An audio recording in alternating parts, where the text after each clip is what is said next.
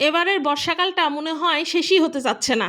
সারা রাত বৃষ্টি হয়েছে, এখন সকালবেলা এখনও বৃষ্টি হচ্ছে, টিপটিপানি বৃষ্টি হয়েই যাচ্ছে।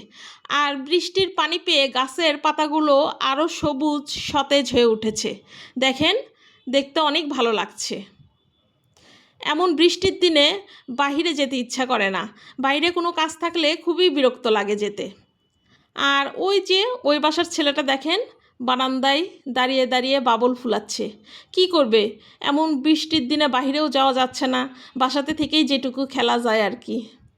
আসলে ওর নাম হামজা, আমার ছেলের বন্ধু। মাঝে মধ্যে আসে, আমার ছেলেও যায়, একসাথে খেলে। আমার ছেলেটা ওকে পেলে খুবই খুশি হয়ে যায়। এখন মনে হয় সে আমাকে দেখতে পারছে যে আমি জানালায় দাঁড়িয়ে ভিডিও করছি। আর আমার ছেলেটাও এখন ডাকতেছে হামজা হামজা বলে। এই যে দেখেন।